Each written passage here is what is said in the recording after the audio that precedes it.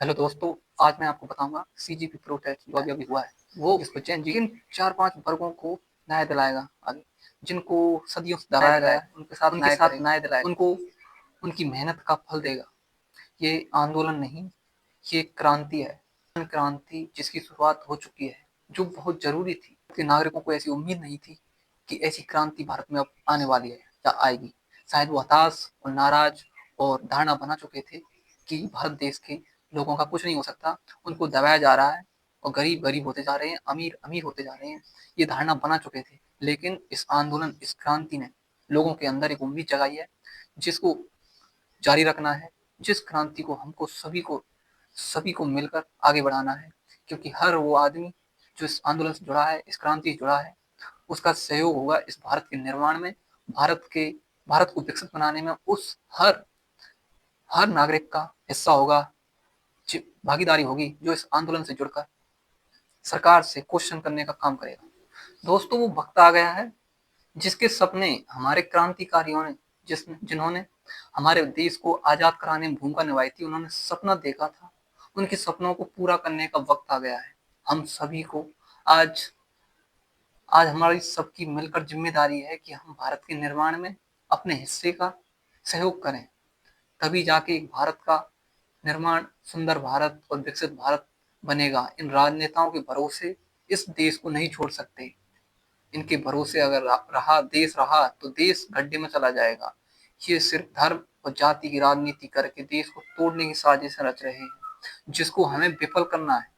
हम सभी को खड़ा होना है और इस क्रांति को जारी रखना है जब तक हर उस नीचे बैठे पायदान पर व्यक्ति को लाभ नहीं पहुंच जाता, जिसके साथ आर्थिक सामाजिक न्याय नहीं किया गया। दोस्तों, अब मैं आपको 5 वो वर्ग बता रहा हूँ जिनको इस क्रांति से फायदा होने वाला है, जिनके साथ न्याय होने वाला है। सबसे पहला वर्ग मजदूर वर्ग।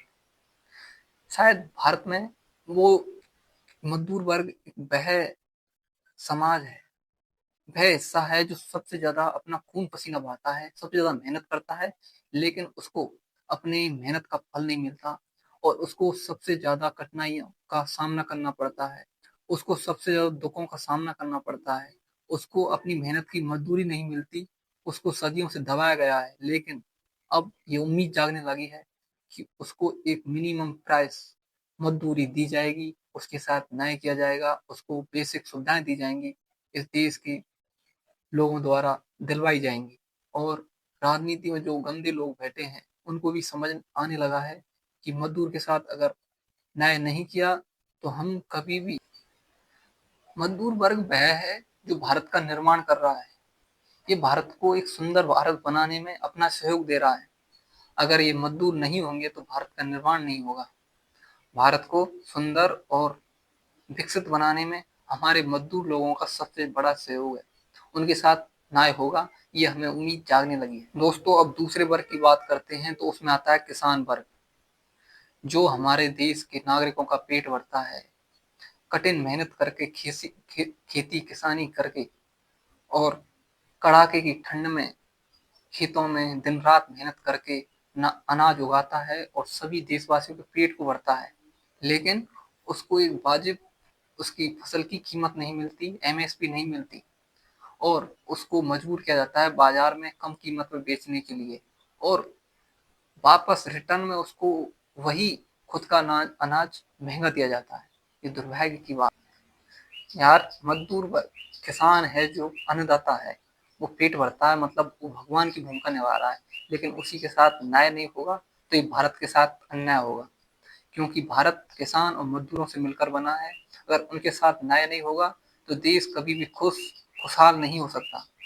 दोस्तों, 2 वक्त की रोटी खाना और कपड़े पहनना ही जिंदगी जीवन नहीं होता।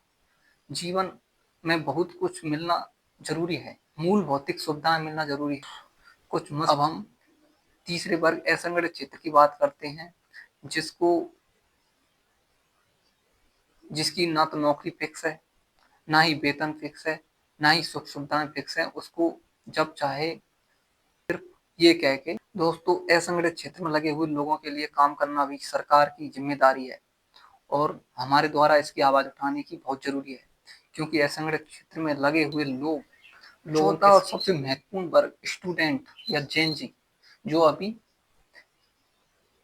गवर्नमेंट जॉब की तैयारी कर रहे हैं और पढ़ाई कर रहे हैं, उनके साथ बहुत ज़्यादा अन्याय हो रहा है। स्टूडेंट, भारत का स्टूडेंट अपने जीवन के 25 से 27 साल अपने जीवन के पूरे पढ़ाई के लिए इसलिए दे देता है ताकि वो सरकारी नौकरी लेके अपने परिवार को चला सके, अपने परिवार की मूलभूत सुविधाओं को पूरा कर सके। लेकिन वो 27 साल अपने जीवन के सबसे सबसे खूबसूरत दिन इस पढ़ाई में और इस तैयारी में लगा देता है, और लास्ट में पता चलता है कि पेपर लीक हो गया है। उसकी मेहनत को, उसकी 25 से 27 साल की गई मेहनत को किसी ने, अमीर ने, चंद रुपयों में खरीद लिया है। तो वो वहीं पर मर जाता है, उसके सपने मर जाते हैं और वो विद्रोही बन जाता है। ये सरकार को समझना होगा कि लोगों की मेहनत को इस तरह से कुचलोगे तो उसका भुगतान आपको बहुत जल्दी भुगतना होगा। क्रांति की शुरुआत हो चुकी है और ये तब तक नहीं रुकेगी जब तक हर उस वर्ग के साथ न्याय नहीं होगा जिसके साथ सदियों से अन्याय होता आ रहा है। लोगों के लिए कोई ऐसी व्यवस्था नहीं है जिससे कि उनका रोजगार फिक्स रह सके, उनके वेतन फिक्स रह सके। उनको जब चाहे जब मालिक निकाल देता है, कुछ भी बहाना लगा के उन पर 8-9 घंटे की मेहनत करवा के और एक वाजिब मजदूरी नहीं दी जाती। ये दुर्भाग्य उनके साथ अन्याय के बराबर है, जो कि सत्ताधारी पार्टी ये समझ कर बैठ गई थी, ये सोच समझ कर खुश हो रही थी लोग देश के धर्म और जाति के नाम पर आपस में बढ़ जाएंगे और हमें वोट मिलता रहेगा। इनके मुद्दों को उठाने की कोई जरूरत नहीं है, विकास की कोई जरूरत नहीं है, सिर्फ इन धर्म का नशा की करवाइए और इनको वोट मिलते रहेंगे। लेकिन ये सपने उनके चकनाचूर हो चुके हैं, क्योंकि लोग जागृत हो चुके हैं कि उनको धर्म जाति के जाल में फंसाकर उनको पीछे धकेला जा रहा है, न कि उनका विकास किया जा रहा है। क्योंकि उनको भी पता है कि धर्म के नाम पर उनका विकास कभी भी नहीं हो सकता। सिर्फ और सिर्फ देश के टुकड़े किए जा सकते हैं, देश में नफरत फैलाई जा सकती है, देश में हिंसा फैलाई जा सकती है इसके जरिए, और कुछ हासिल होने वाला नहीं है। ये बखूबी सभी वर्ग समझ चुके हैं और उसी को मद्देनजर रख उसके जरिए ही एक क्रांति की शुरुआत हुई है। दुर्भाग्य हमारे देश का कि ऐसे राजनेता बैठे हैं जो देश को लड़ाकर, देश के लोगों को लड़ाकर तोड़कर अपनी सत्ता का लाभ उठाना चाहते हैं। अपना हित साधने के लिए देश के हित को भूल गए हैं और देश को तोड़ने की साजिश दिन रात करने में लगे हुए हैं। दोस्तों, इस क्रांति से जुड़िए। इनकलाब जिंदाबाद। और इस चैनल से इनकलाब जिंदाबाद से जुड़ने के लिए सब्सक्राइब कीजिए और आगे की वीडियो जो आपको जगाने का काम करेंगी, आपको एक क्रांतिकारी योद्धा के रूप में इस क्रांति को जिंदा रखना है, मरने नहीं देना है। जब तक सभी वर्गों के साथ न्याय नहीं होगा तब तक ये आवाज यूं ही उठाई जाएगी। इस क्रांति से आप भी जुड़ सकते हैं। इस चैनल को सब्सक्राइब कीजिए और आगे की जो भी बातें होंगी वो आपके साथ शेयर की जाएंगी और आपको हमेशा जागृत किया जाएगा। दोस्तों, मैं भी लड़ूंगा और आपको भी लड़ने के लिए मजबूर करूंगा देश के लिए। इनकलाब जिंदाबाद।